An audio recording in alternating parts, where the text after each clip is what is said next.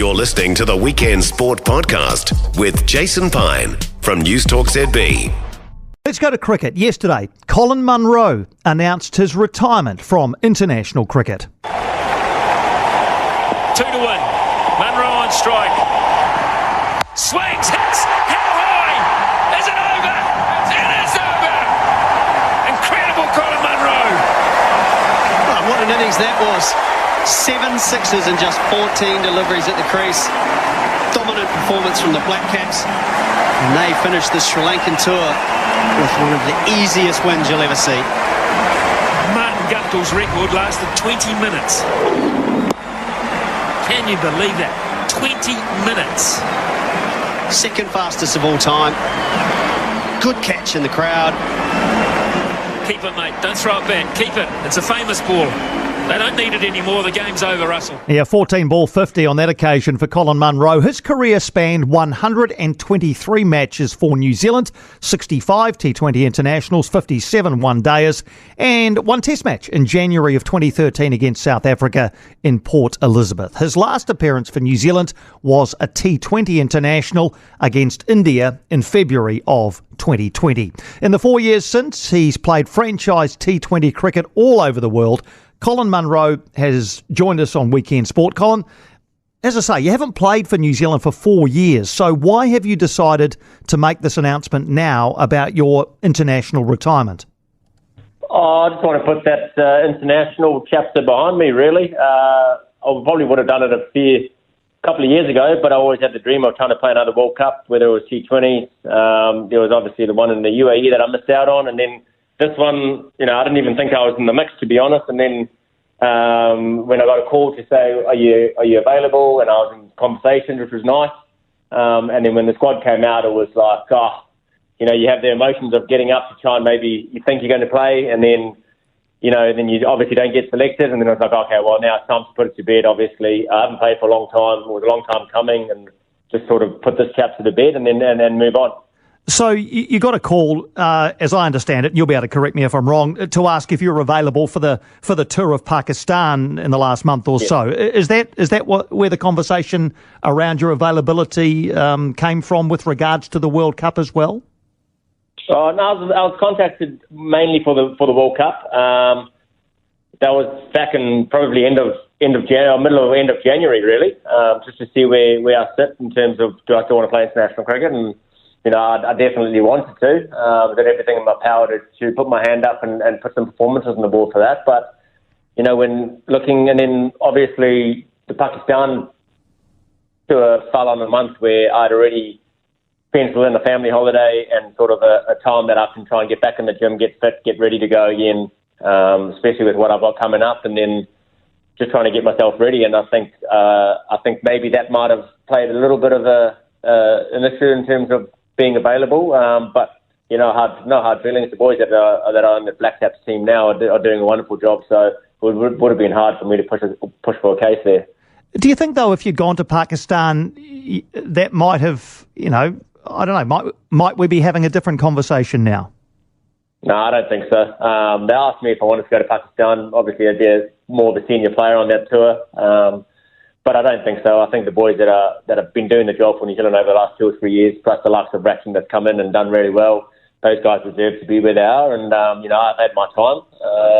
I'd obviously chose to go and play franchise cricket, so I understand the reasonings why I wasn't selected a couple of years ago. I can understand that. And then now, obviously, players are playing franchise cricket and still playing for New Zealand or still playing for their country. So I think that's a great step that players are allowed to do that now. Have you ever been unavailable for New Zealand, or have you always been available? No, I've always been available. I've just never. I think under David White, if you were playing franchise cricket and weren't playing domestic cricket in New Zealand, you were sort of blacklisted. I think it was never told that to me, but I think it was because there was likes of Anton Devicic, myself, Mitchell McClenaghan, those players who all chose franchise cricket to go and play a little bit, Big Bash and that type of thing. As soon as you weren't playing in New Zealand, you were sort of put like a black mark next to your name that you weren't going to play. So, yeah, I'm not sure exactly. Obviously, the new CEO that's come in, I'm not too sure. I've never met him before, but I know that he's very open to players playing franchise cricket. You look at Trent Boult and those sorts of players. So I think it's great for New Zealand cricket and great for the players to have that freedom to go out and earn some money and then come back and still play for your country. You have the best of both worlds, really. Indeed. I think a lot of our listeners would totally agree with that. How much contact have you had with Gary Stead over the past 4 years? 2 phone calls. And that was just about my availability for the World Cup. Nothing else in terms of communication. There's, like I said, probably a few interviews ago somewhere, it's like, you don't hear from somebody. My dream and I thought it was gone, and then you obviously get the phone call out of the blue to say, are you available for a World Cup? So you get up and about and you start thinking and dreaming again like a young kid. You haven't played for 4 years, so you think, okay, I could probably get that opportunity to have one last hurrah in the black jersey and at a World Cup in conditions that I'm really familiar with in Trinidad there. So, and then obviously the World Cup squad was announced, and I'm not going to lie, I was a little bit gutted that I wasn't in there because I was obviously in talks and in the frame, but I can fully understand why. And those boys obviously fully deserve it, and I'll be behind them every step of the way. It seems so odd to me. If you were never in the frame, why did they call you? Well, that's something that I'm going to have to talk to Gary with, but let bygones be bygones. That's gone now. I'm happy with the decision that I've made over the last 3-4 years, but I just don't know why that was put in front of me to say, listen, are you available? We want to know because you've got some really good numbers in the Caribbean and in Trinidad specifically when I play for Trinbago Knight Riders, and then you obviously think, okay, well, maybe that's helped me, obviously playing 7 years of CPL cricket over there in those conditions and knowing the conditions really well. That might play in my hand, but then, I don't know. It would have been nice to know if I'd gone on that Pakistan. Did I have to go on the Pakistan tour? Because they said that I didn't have to as well. That's why I ended up choosing not to, because if I'd gone over there and done well, I still might not have even gone to the World Cup. And I needed that month off anyway, just to mentally freshen up and physically freshen up even more so. Well, you sound like you're kind of at peace with it. I guess you've had the chance to come to terms with it. When you think back on your cricket playing with that black jersey on, the black shirt on, playing with the black cap on, how fond are your memories of representing New Zealand? Oh, huge. I think ever since I stepped foot in the country, I wanted to play for New Zealand. It's like, I often say it's always your dream to play international cricket, and growing up in South Africa, you wanted to play for the Proteas, the South African team, but then coming here and making New Zealand my home, you wanted to represent New Zealand and the people of New Zealand. So I think every time I stepped out there was, and I think the boys can testament to this, is that I always put the team first and made sure that I was going out there and trying to be aggressive and play that brand of cricket for the team. I've made some really good friends and some really crazy memories, and it'll take a while to go back over the 7 years that I actually fully played, but I think those 2017, 18, 19 years, I think were my best years for New Zealand there. What are your fondest memories in a black cap?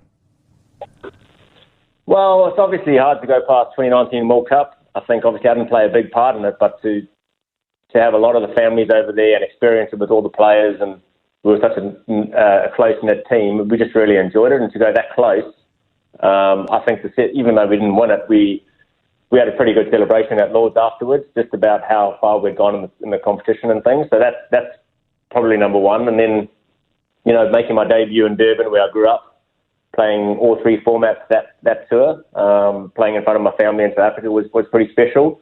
And then, obviously every time you score runs or dominate and win series for your country, and I think obviously scoring the 100 in India was a big highlight for me. Showed that I could play all everywhere and against good opposition. You obviously read the comments when you're a little bit younger, and you can only score runs against Bangladesh or the West Indies and all that sort of thing. But to go over and to do it against India in their backyard was something special. You used to you still do. You used to absolutely smash it, man. 47 ball century against the Windies at Bay Oval, 2018, 14 ball half century against Sri Lanka, Eden Park, 2016. Has that just always been your approach, just to absolutely go for it? Not really. I think, when I first came here, I was sort of always saw myself as a genuine all-rounder, but I'd probably put myself as more of a bowler back when I first moved to New Zealand, and then had the opportunity to bat at number 7 for Auckland and try and finish the innings. And I think I had to work on my power game a little bit more there. So that developed, and then just naturally, once obviously Brendan was showing signs of moving on and retiring, I went up the order in the T20 stuff and did really well there, and it just took off from there. So it was just a natural progression, obviously, from trying to finish innings, just taking that same mindset to the top of the innings instead of getting 30 or 15 balls at the end. If you can try and do that at the top, even though it's not a huge score, you're still making a decent contribution towards winning a game of cricket. Will you continue to play franchise cricket? Oh, absolutely. I think I've still got another good 2-3 years left in me, I reckon. It's, still loving it, still enjoying it. I think every time I step onto the field, I know it's getting closer to my last game, so I'm just trying to take everything in. You know, so many players that I've heard of retired, and speaking to them, they say just keep playing until you absolutely are the one. You hate it or your body's given up because you're a long time retired, and you know, if your body's still taking it and you're still enjoying it, keep cracking on and keep enjoying it. What has your last 4 years been like? Because, you know, you've played all over the place. I'm just looking at a list of your teams, so I had to print it out. It'd be a couple of pages, but I guess you travel where you need to play for who you need to. What have the last 4 years been like? Pretty tiresome. Traveling, staying inside of hotels the whole time. I'm pretty fortunate. I've got a real supportive family. They travel with me a fair bit. The kids are getting older now, so it's a little bit harder, but everywhere I go, most teams, besides Pakistan, most teams have seen the Munro family at some stage because they always are in and about. I think that's what sort of keeps me going a little bit. I think otherwise for me mentally it would be a bit tough being away from them for long periods of time. But to get them out for a week here and there, last year was something special. We went to England for a good 3 months, and they came for the whole lot. Took them out of school, got special permission, traded homeschooling with the kids, and you know, what a great place for them to see and go and see the history of England and stuff like that. So, yeah, a lot of travel, a lot of planes, a lot of hotels, but, you know, I've chosen that, and it's, you know, it's been really good for me and the family. Obviously, I wouldn't travel with the family as much if it wasn't for sports or for my job. So for them to travel the world and see it by the age of 8 and 10 is something pretty special. Yeah, terrific. I had it pointed out to me, Colin, your first class debut in December 2006 for Auckland. You're a first change bowler and you batted number 11. Is that what you were? Yeah. Is that what you were back then? Yeah, old Mark O'Donnell, exactly. No, that was just, you know, I probably should never have played that, to be fair, but Auckland were just riddled with injuries, and no one else could sort of, you know, probably bowl in club cricket back then. So I just got given I was a net bowler, and then when they called out the 12, my name was there. I nearly fell over, and Mod just said, make sure that you're ready to go tomorrow, and I played, I think, 1 or 2 games that season and then didn't play again for another 3 or 4 years. So probably showed that I wasn't quite ready, but I'll take that opportunity every time. Well, what a career you've forged for yourself, which isn't over yet. Unfortunately, it is at international level. But look, congratulations on what you've achieved wearing a black cap across the formats, Colin. All the best for the remaining 3 or 4 years, hopefully, of your T20 career. And thanks for taking the time for a chat this afternoon. Cheers. Thank you very much. No, thank you, Colin. Colin Munro there, announcing his retirement from international cricket yesterday. 123 matches across the formats for New Zealand. 1 Test match, 57 ODIs and 65 T20 internationals. For more from Weekend Sport with Jason Pine, listen live to Newstalk ZB weekends from midday or follow the podcast on iHeartRadio.